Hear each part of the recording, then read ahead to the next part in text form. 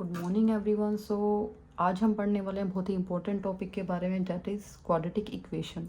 आपने अपनी previous classes में पढ़ा होगा लीनियर पॉलिनोमियल्स के बारे में, क्वाड्रेटिक पॉलिनोमियल के बारे में एंड क्यूबिक पॉलिनोमियल के बारे में, और आपने उन सभी की ग्राफिकल रिप्रेजेंटेशंस को भी देखा होगा।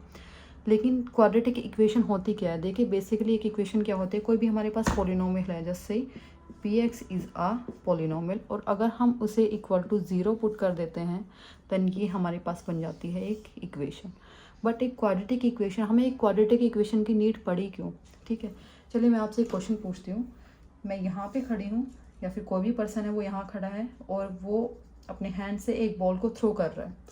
सो बेसिकली हमें लगेगा कि जैसे ही हम बॉल थ्रो कर रहे हैं तो वो एक स्ट्रेट लाइन में जानी चाहिए, बट वो एक स्ट्रेट लाइन पाथ को फॉलो ना करके वो एक पैराबोलिकल पाथ को फॉलो करती है, राइट?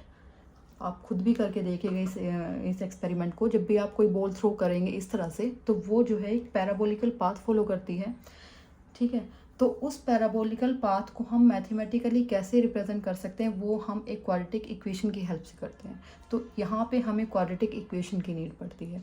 तो आपका एक रियल लाइफ एग्जांपल हो गया, तो आप इससे डायरेक्टली कनेक्ट कर सकते हैं कि हमें क्वाड्रेटिक इक्वेशन की नीड पड़ी क्यों। ठीक है, अब देखिए चलते हैं कि क्वाड्रेटिक इक्वेशन होती कैसी है, वो दिखती कैसी है, इक्वेशन होती किस टाइप की है, राइट? तो जनरल फॉर्म जो होती है क्वाड्रेटिक इक्वेशन की, वो होती है हमारे पास general form is ax² plus bx plus c equal to 0, where a should not be equal to 0। अगर a 0 हो जाए तो क्या होगा? चलिए हम पुट करके देखते हैं a को यहाँ पे 0, right? 0 x² plus bx plus c equal to 0। Then 0 से आप किसी भी नंबर को या फिर किसी भी वेरिएबल को जब आप मल्टीप्लाई करते हैं देन उसकी वैल्यू क्या बन जाती है? Completely 0, right? तो हमारे पास क्या बचा? B x plus c equal to 0।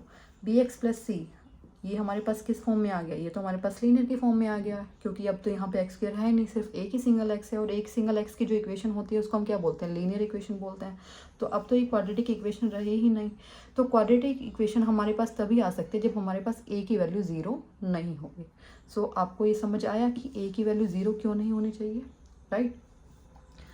तो यही थी हमारे पास जनरल फॉर्म एक क्वाड्रेटिक इक्वेशन की, ठीक है। तो